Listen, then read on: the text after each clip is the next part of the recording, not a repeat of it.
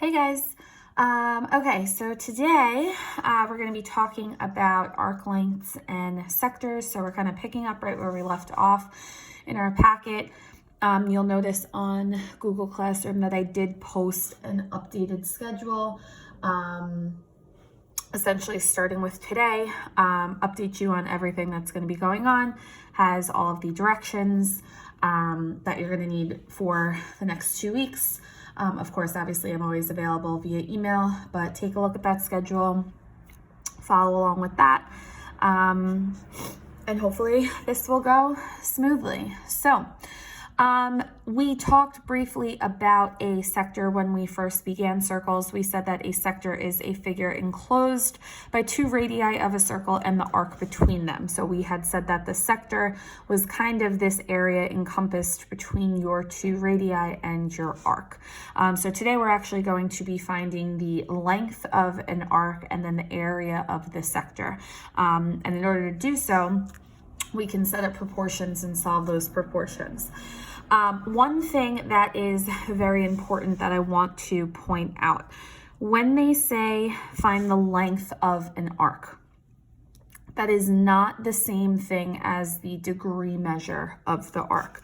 So that is very important. So we're gonna just make a note here that the length of the arc is not the same as the degree measure of the arc.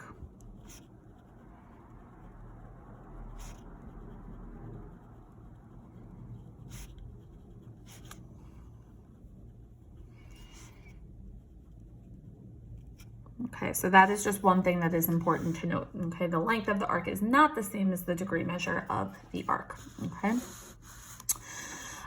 So if we are trying to find the length of an arc, the central angle theta, if you recall this little symbol here, it's a Greek symbol. You can think about it as a variable. We've used it before, but to refresh your memory, it stands for theta. So the central angle theta is to 360 degrees, as the length of the arc L is to the circumference of the full circle. So the way that the proportion is going to get set up is as follows. We have theta over 360 is equal to L, which stands for the length of the arc, over 2 pi r, which we know is one of our circumference formulas. Okay, remember that the other formula is pi times diameter, but typically when we are dealing with sectors, we're going to be dealing with the radius because the sector is literally the portion of the circle that is encompassed by the radii. Okay, typically you'll often hear words such as how far around the circle or an object traveled, and these can be kind of indication words or keywords for you to kind of know when you're trying to find the length. But basically anytime we're talking about the outside of the circle or an arc around the circle or some distance around the circle, 9 times out of 10 that's going to indicate that we are trying to find the length of an arc.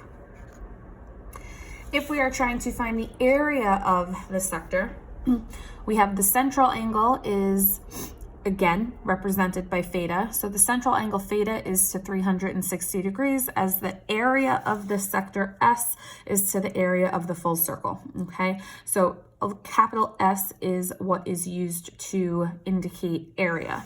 So we have theta over 360 is equal to S, which stands for the area of the sector, over pi r squared, which we know is our formula for the area of a circle. Okay, again, pi r squared, 9 times out of 10 we are dealing with the radii when we are dealing with sectors. So we have our circumference formula for our length, which deals with our radius, and then obviously our area formula is pi r squared. Okay. So getting into this first model problem here, it says in the diagram below, find the length of arc AB to the nearest 10th, and then it says find the area of the sector formed by the 45-degree angle to the nearest 10th. So two things that they want us to find here. They want us to find, well, what is the length of arc AB? And then they also want us to find what the area of this sector is formed by the 45-degree angle, okay? So a couple things that we want to identify to help us figure out how we're going to set up these proportions, okay?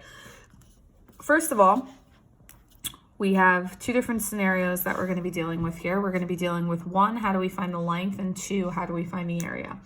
So if I want to find, first of all, we're either going to be identifying L or S, depending upon whether we're finding the length or the area.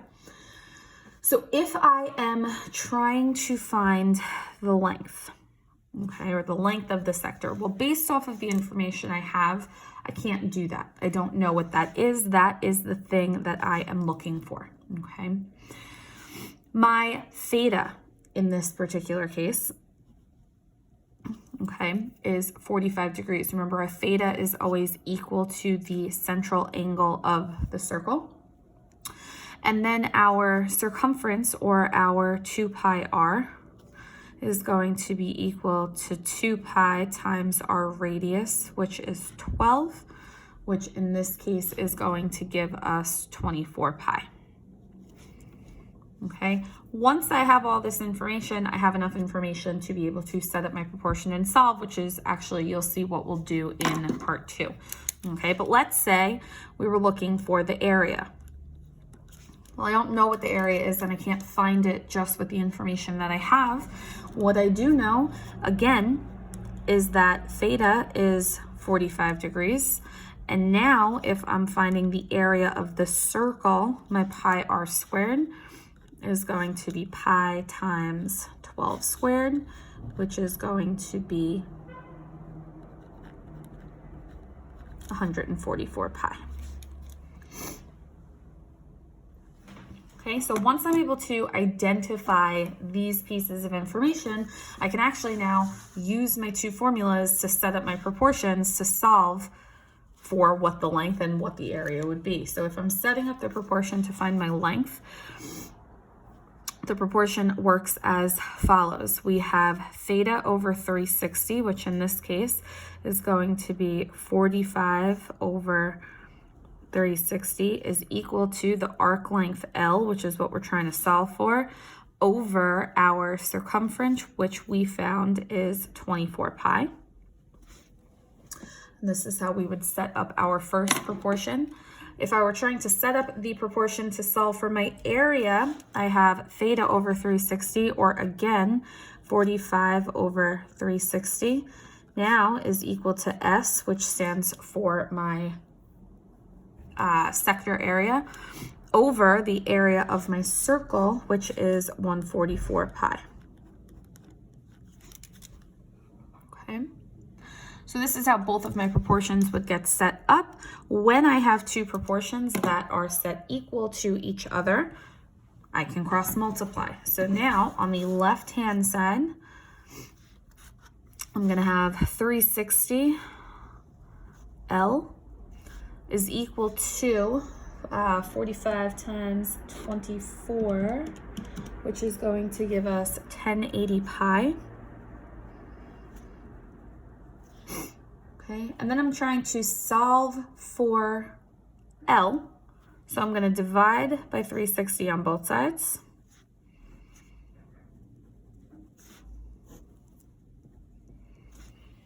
$10.80 divided by 360 comes out to be nice.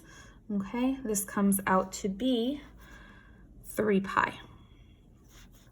Okay, and typically you're going to leave pi in your answer. 9 times out of 10, you're going to have a pi in your answer, unless it specifically says round to the nearest 10th or round to the nearest 100th or what have you. I am perfectly fine if you leave pi in your answer. It just makes it nicer when I'm going through to look at it, makes it nicer to grade, makes it easier for you guys.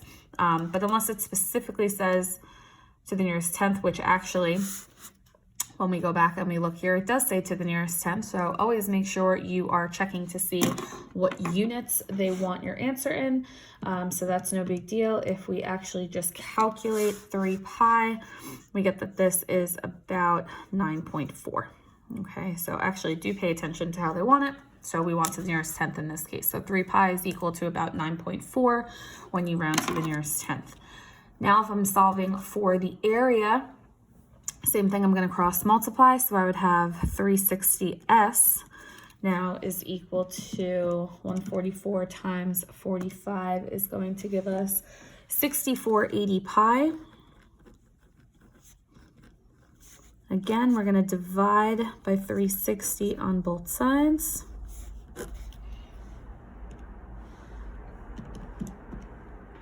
Okay. This would give us 18 pi if we were not calculating it to the nearest tenth, but since we are, we're going to get about 56.5. And now in this particular case, we're finding the area, okay? They don't give us units in this diagram, but we know that if they don't give us units, we can just say units squared, okay? And because we are finding the area, you want to include that. In some of these other problems, you'll see that they tell you that the radius is, let's say, 12 centimeters or 12 inches. And then, of course, you can use your units. In this case, they don't give you units, but we know that we can just say units squared. Okay, so that is finding the length of a sector on the left and finding the area of a sector on the right.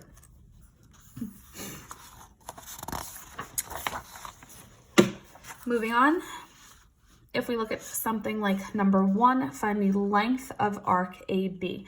So if I'm finding the length of arc AB, I know that my formula is going to be theta over 360 is equal to L over 2 pi r. Okay, so I need to know some things. I need to know what's theta and I need to know what's my circumference. Okay, in this particular case, my central angle is 90 degrees. So my theta is 90. We don't know what L is, okay? My circumference, 2 pi r, okay? So 2 times pi times 15 means that my circumference is going to be 30 pi, okay? And then again, just off to the side, for those of you who don't know where I got that from, my circumference, 2 pi r, is going to be 2 times pi times 15, which is where we're getting the 30 pi from. Okay, at this point, I can cross multiply. So we would get 360L is equal to 90 times 30, which is going to be 2,700 pi. They don't specify how they want us to leave our final answer. So because of that, you can leave pi in your answer. So when we divide by 360 on both sides, 2,700 divided by 360 is 7.5, and we would get 7.5 pi, and then they gave us feet in this particular case.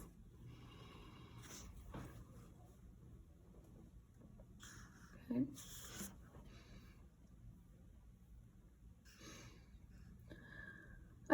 Next one I want to look at something like number 4. Okay, so number 4 says, find the measure of the central angle of an arc if its length is 14 pi and the radius is 18. Okay, I'm sure that you can picture me in class, and in class I would be asking you what's the first thing I would do. Hopefully you said draw a picture, because that is what I would do. Okay, so if we kind of draw a circle here for ourselves, they tell us that we have some central angle. They tell us to find the measure of the central angle, so theta. I don't know what that is. They say if its length is 14 pi, so that means that the length of the arc is 14 pi, and if its radius is 18. So this is kind of the setup that we're working with here. Okay, so we know a few things. we know that the length of the arc is 14 pi.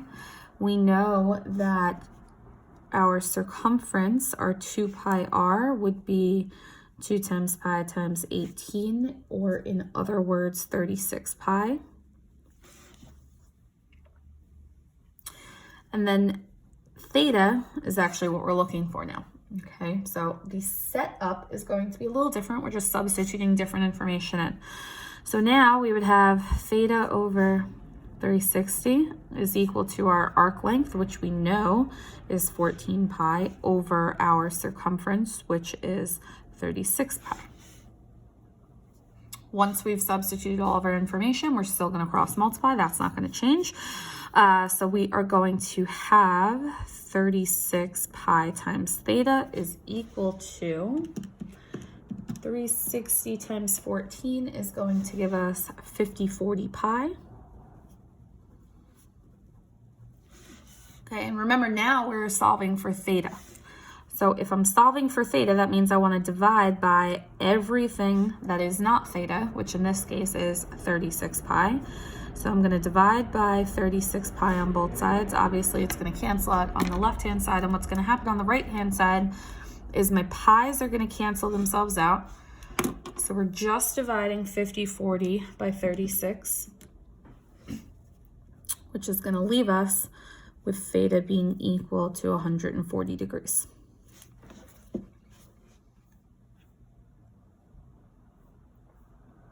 Okay.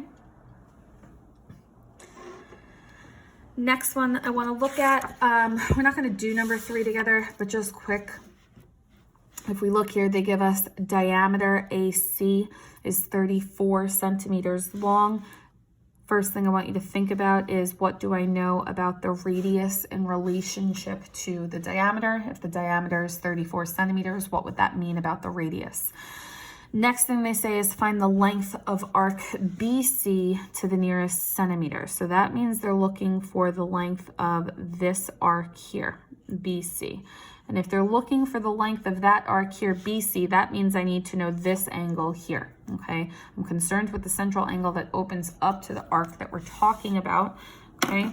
And what I also know is that if we have two angles that make up a straight line here, they are a linear pair, and therefore I know that the theta that we want is actually just going to be 30 degrees if I subtract those two. If I subtract 150 from 180. So my theta is going to be 30 degrees. The arc length is what we're looking for. My circumference is going to be found by doing 2 pi times my radius, which hopefully you've figured out by this point is 17.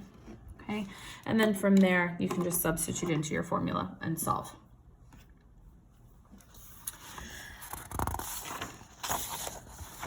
Next, we're going to look at number 8. Find the area of the shaded sector. This question throws a lot of people off. The area of the shaded sector is not this sector here. It's this whole sector on the right side of the circle. But I don't know what that angle is equal to. All they tell me is that this angle here is 45. However, I do know that I could find the length of the other central angle by doing 360 degrees minus the 45 degrees that they give me, which tells me that this whole central angle here is going to be 315 degrees. Okay, so now what we're looking for, actually, I'm not going to use A because I don't want you to get confused with that notation. So we're going to say S. We're going to keep it consistent with the notation. So we're looking for S, which is the area of the sector. We don't know what that is. We know that theta is equal to 315. And then if we're finding the area of our circle, our pi r squared is going to be pi times 4 squared, which is going to be 16 pi. To set this up in our formula, we have theta over 360. So 315 over 360 is equal to the area, or S, which is what we're looking for, over the area of our circle, which is 16 pi. We're going to cross multiply. 360s is equal to, again, 50/40 pi. Solving for s, so we're going to divide by 360 on both sides.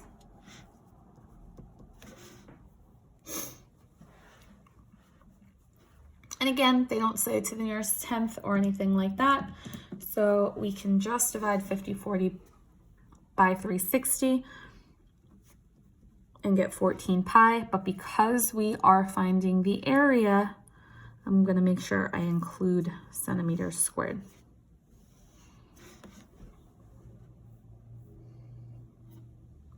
Okay.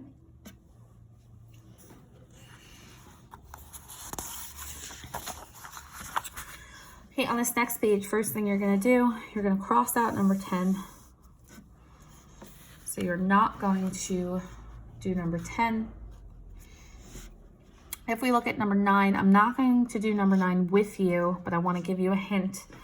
So find the area of the shaded segment. The shaded segment that they give us is only this little guy in here, okay? But this shaded guy in here is a part of this whole segment that they give us, okay? What I also notice is that this triangle here is a right triangle. So what you should be thinking to yourself is, well, if I were to find the area of the whole sector and subtract the area of the triangle, that would leave me with the area that I want, okay? So that is the idea here.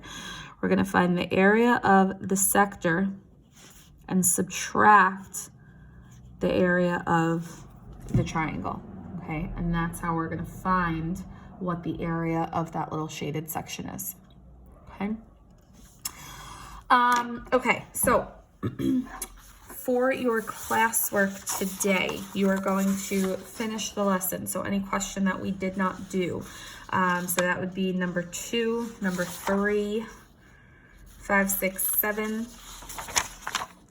9, and 11. So 2, 3, 5, 6, 7, 9, and 11. That is your classwork for today. Once you finish that, you're going to take a picture, upload it to the classwork assignment that I've posted on Google Classroom. Your homework is in your workbook, which is included on the updated unit schedule that I've posted for you. When you're finished with that, same thing, take pictures of it, upload it onto Google Classroom under the homework assignment for today. If you have any questions at all, please feel free to email me, and good luck.